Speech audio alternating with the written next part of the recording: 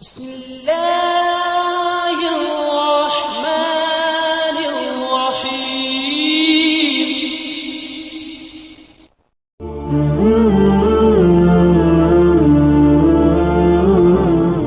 Assalamualaikum warahmatullahi wabarakatuh. Alhamdulillahirabbil alamin. Wassalatu wassalamu ala asrofil anbiya'i wal mursalin nabiyina wa habibina Muhammadin wa ala alihi wa sahbihi ajmain wa man tabi'ahum bi ihsanin illa yaumiddin. Subhanaka la ilma lana illa ma 'allamtana innaka antal alimul hakim. Rabbi shrah li sadri wa yassir li amri wahlul 'uqdatam min lisani yafqahu qawli. Sahabat Oberpedia yang dirahmati Allah, agama kita yaitu agama Islam telah mengatur segenap aspek yang ada di dalam kehidupan manusia. Bahkan dalam urusan terkait kesehatan pun Nabi Shallallahu Alaihi Wasallam mengajarkan kebiasaan-kebiasaan baik supaya tubuh kita tetap terjaga kesehatannya. Bahkan setiap amalan yang diperintahkan untuk dikerjakan oleh seorang mukmin tak pernah luput dari tujuan medis dan juga tujuan spiritual. Begitu juga yang terkait dengan sesuatu yang dilarang. Sebenarnya larangan itu juga demi menjaga diri manusia itu sendiri.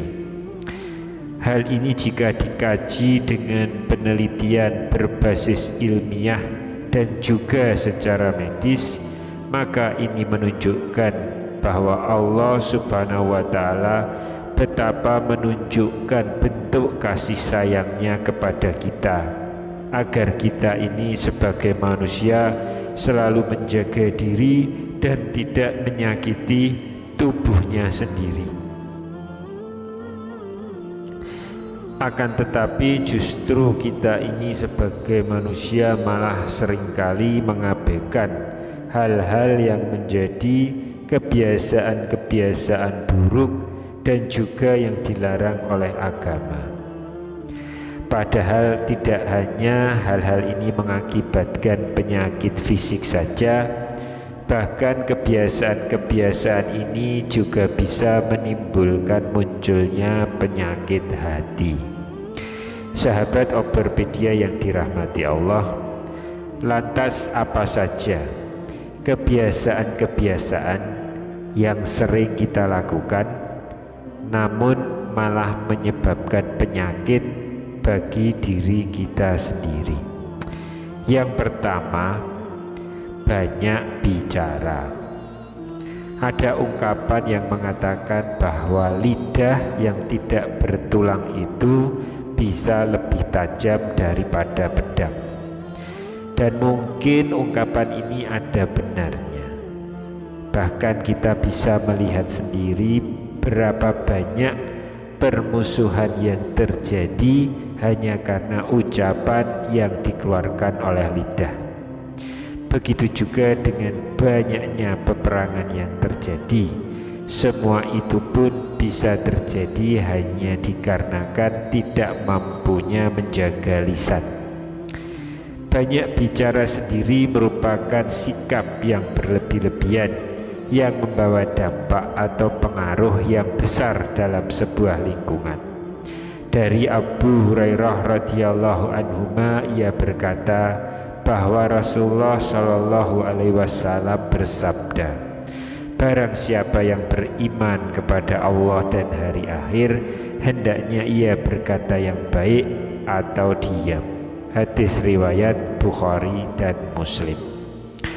Rasulullah Shallallahu Alaihi Wasallam sangat mengkhawatirkan umatnya jika sampai terkena bahaya lidah. Beliau Shallallahu Alaihi Wasallam selalu memperingatkan umatnya Jika kalian tidak mampu mengendalikan lidah, maka lebih baik kalian diam. Hal ini semata-mata hanya untuk menjaga diri dari segala sesuatu yang bisa merugikan. Dalam sebuah riwayat hadis yang ditulis oleh Ibnu Majah, pernah dijelaskan bahwa Rasulullah SAW bersabda, "Tidak ada yang melemparkan manusia ke neraka kecuali hasil yang dipetik dari lidah mereka." Hadis riwayat Ibnu Majah. Dari hadis tersebut bisa kita ambil sebuah kesimpulan bahwa lidah mampu membawa dampak besar yang bisa menjerumuskan kita ke dalam jurang neraka. Na'udzubillah. Abu Hatim bin Hibban rahimahullah mengatakan, di antara kesalahan paling besar yang dapat merusak kesehatan jiwa dan merusak kebagusan hati adalah banyak bicara walaupun perkataan tersebut boleh dibicarakan. Seseorang tidak akan bisa memiliki sifat diam kecuali dengan meninggalkan perkataan yang boleh untuk dibicarakan. Dikutip dari Raudat al-Uqala wa Nashat al-Fudlola oleh Ibnu Hibban. Lalu yang kedua itu adalah banyak tidur. Nah, kebiasaan yang kedua ini adalah kebiasaan banyak tidur. Tidur yang berlebihan ini juga berpengaruh besar membawa penyakit dalam tubuh manusia. Mengenai hal ini sudah banyak dilakukan penelitian oleh para ahli medis yang mengatakan bahwa terlalu banyak tidur bisa menyebabkan berbagai macam penyakit. Di antaranya adalah sakit kepala, sakit punggung, obesitas, gangguan mental, diabetes, bahkan penyakit jantung. Oleh karenanya, Rasulullah SAW mengajarkan umatnya untuk tidur sesuai kebutuhan dan jangan berlebih-lebihan dalam tidurnya. Allah Subhanahu wa Ta'ala berfirman, mereka sedikit sekali tidur pada waktu malam, dan pada akhir malam mereka memohon ampunan kepada Allah. Quran Surat Az-Zariyat ayat ke-17 hingga ayat ke-18. Dalam ayat tersebut ini artinya kita sangatlah dianjurkan untuk tidur yang cukup dan bangun malam untuk mengerjakan sholat tahajud, kemudian memohon ampun atas kesalahan dan dosa-dosa kita, karena yang demikian itu bisa membuat tubuh kita menjadi lebih segar. Bahkan melalui sebuah penelitian ilmiah yang melibatkan lebih dari 1 juta orang, bisa didapat sebuah kesimpulan bahwa terlalu banyak tidur justru bisa mempersingkat waktu hidup kita di dunia.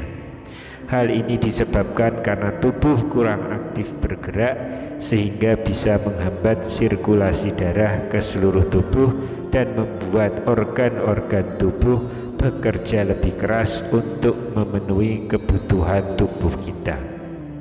Sebagaimana firman Allah Subhanahu wa Ta'ala, wahai orang yang berkelumun, Nabi Muhammad, bangunlah untuk sholat pada malam hari kecuali sebagian kecil, yaitu seperduanya, kurang sedikit dari itu, atau lebih dari seperdua itu.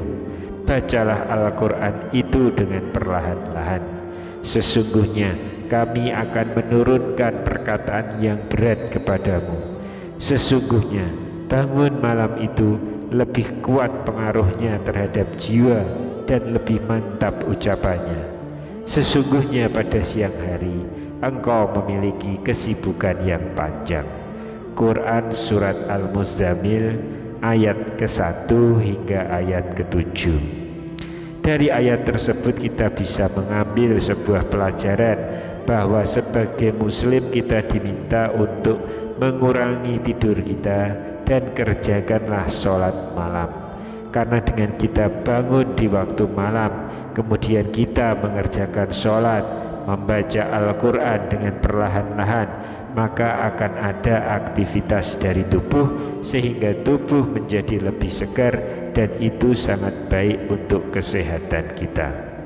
Hal ini mungkin bisa dirasakan jika di antara kita ada yang sudah terbiasa bangun malam untuk mengerjakan sholat tahajud atau sholat sunnah lainnya, maka kita akan merasakan tubuh ini menjadi lebih segar dan lebih bersemangat dalam beraktivitas.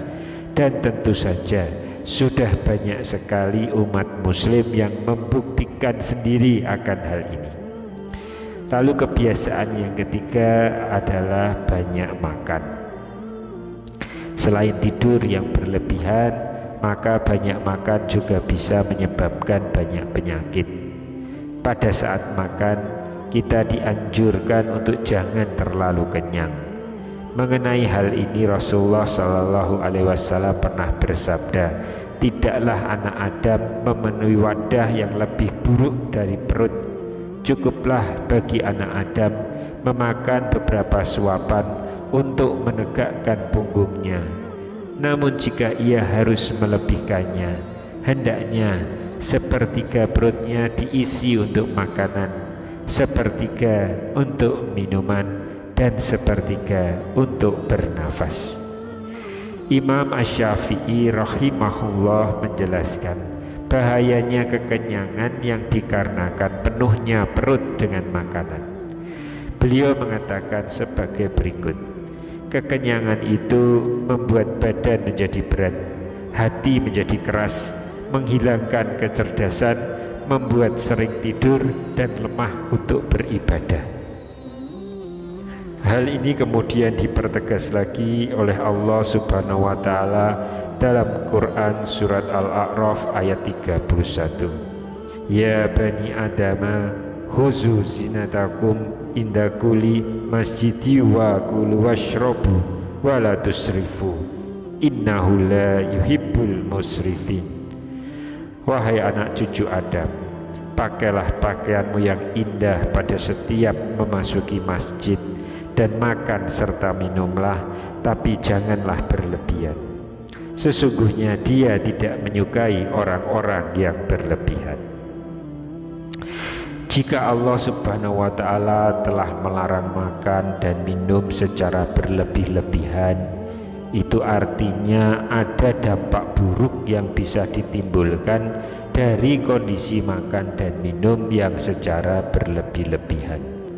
Dari sisi medis pun dikatakan bahwa makan yang berlebihan itu bisa menimbulkan berbagai macam penyakit seperti obesitas, kolesterol tinggi, mudah lupa, dan sebagainya.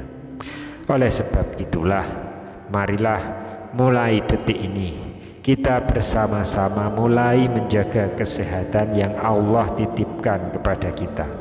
Semoga Allah Subhanahu wa ta'ala selalu melimpahkan nikmat dan karunia-Nya kepada kita semua. Amin ya rabbal alamin. Demikian yang bisa saya bagikan pada kesempatan kali ini. Semoga pembahasan ini dapat memberikan manfaat untuk kita semua. Wassalamualaikum warahmatullahi wabarakatuh.